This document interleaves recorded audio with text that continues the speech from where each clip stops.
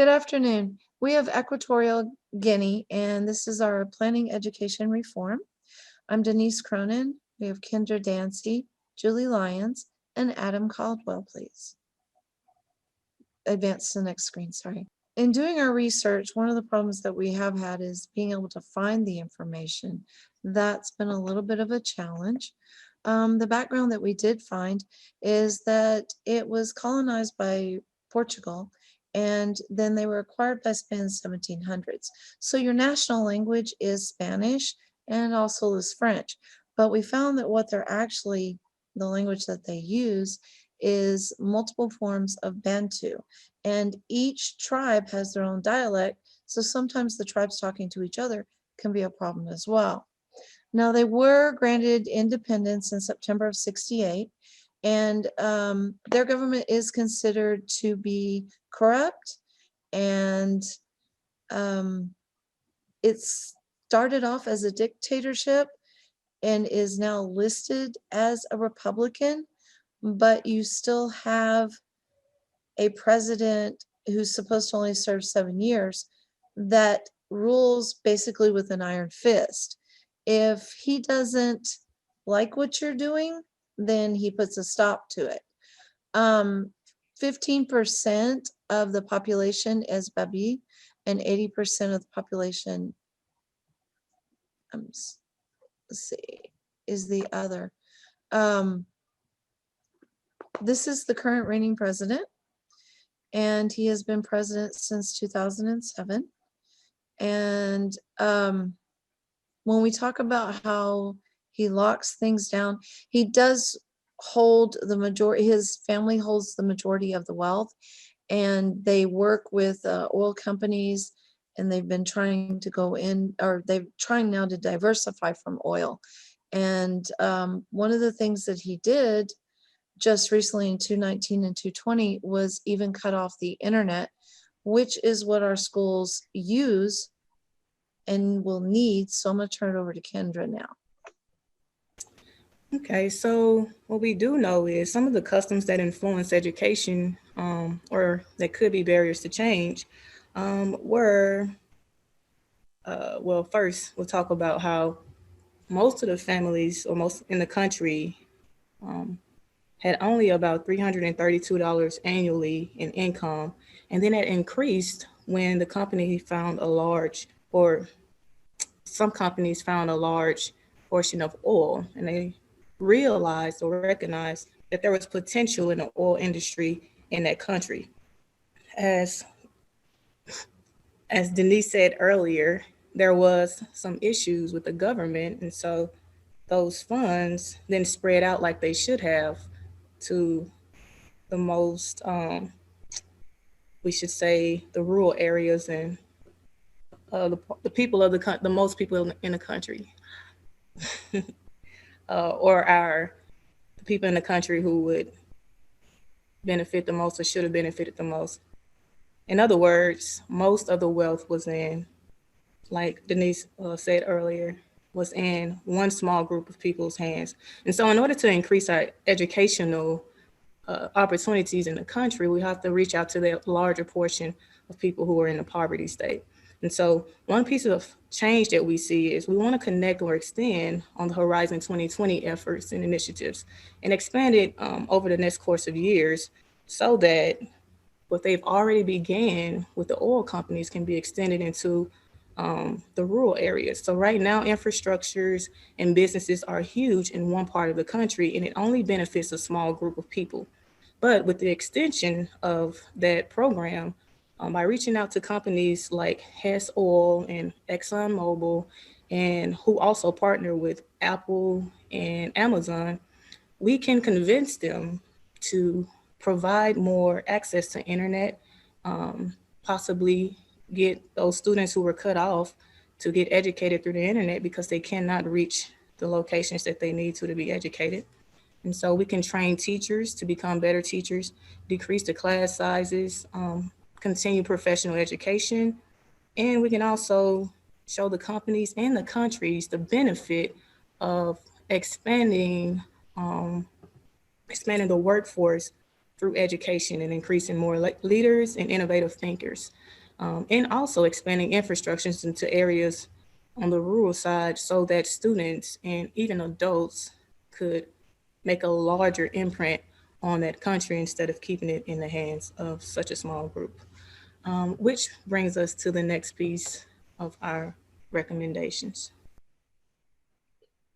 All right. We're gonna, these are our original ideas that we're gonna expand on kind of their current practices that Kendra mentioned. So we have 5 major recommendations for the government officials or the powers that be. The first one had to do with their basic attendance problem. First of all, they had too many males. It was lopsided in the amount of males and females. There was a giant discrepancy there. Also, progressively, as the grades went up, the grade levels went up, you had less and less attendance, and that trend continued into higher education as well, which we'll touch on a little bit. So one of our fundamental recommendations is we have to get the kids at school to be able to do anything, to be able to make any kind of progress. So from the parental accountability, the local officials are going to have to change their structure and some of the practices in place to either incentivize students to come to school or have some type of parental accountability that comes down on them. And we kind of course, I'm summarizing, so we go into a little bit more depth in our document, but we're going to leave that up to the local officials because they would kind of have a feel of what would work and what would not. Secondly, would be there's an inequality of facilities and access to technology currently. So one of the pillars there is to get everything equal in all geographic regions of the country. One of those would be creating a teacher academy, something that would support current teachers, recruit future educators, and even for principals too. Just having that support network and with the long-term sustainability in mind. Right now, they have a lot of partnerships with some of the corporations that Kendra mentioned.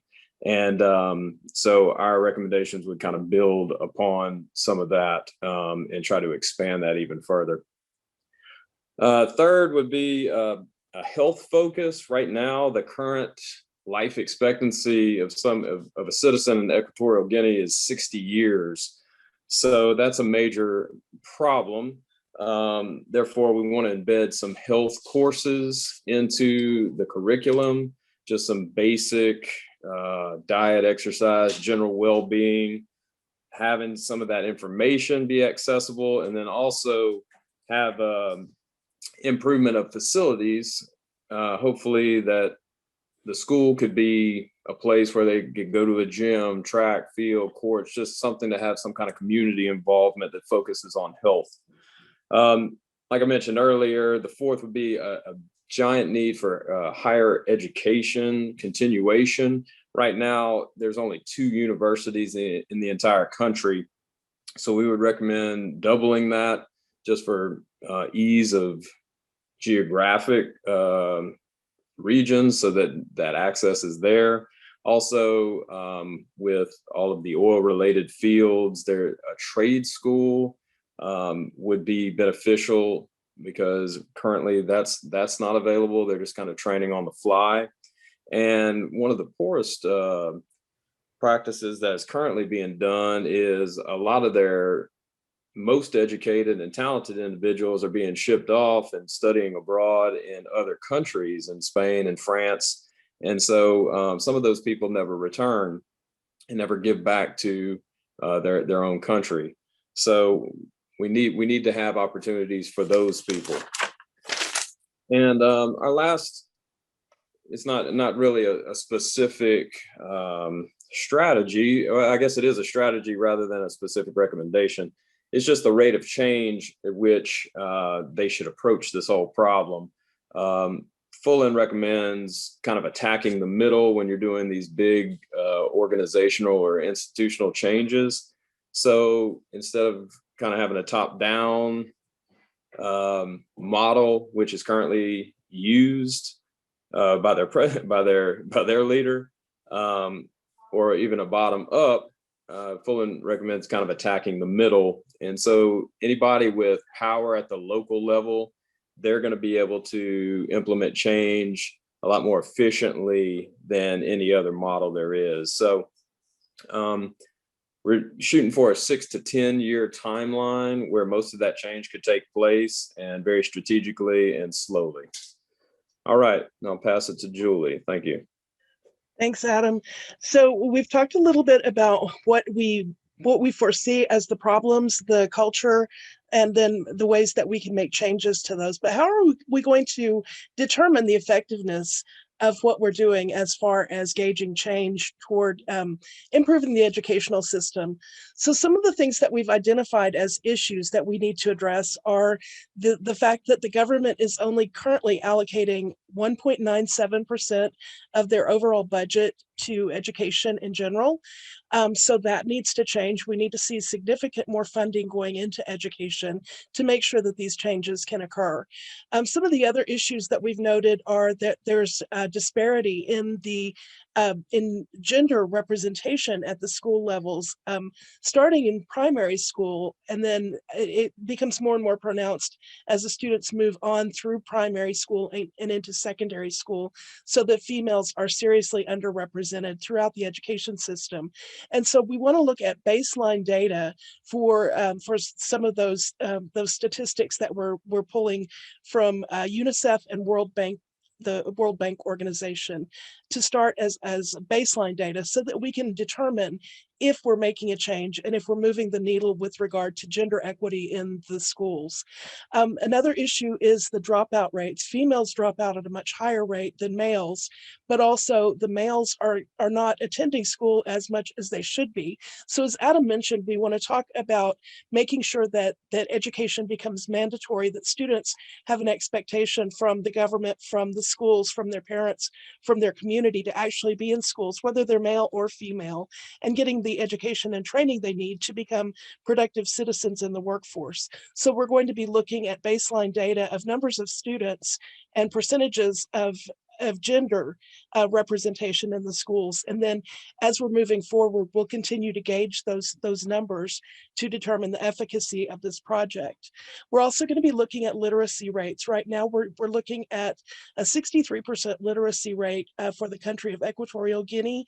And that is based largely on the fact that students are not expected to stay in school. Girls are expected to go home and work instead of going to school and training for careers. And so we want to look at the number of our citizens that are becoming more literate. And that includes their ability to read and write and function academically, but also their technology literacy rates. And so we will be looking at baseline data, again, that we've gathered from UNICEF and from World Bank, the World Bank data organization. And then moving forward, we'll continue to gauge those numbers as they're changing so that we can address other issues that might need to be changed as we're moving forward with our project.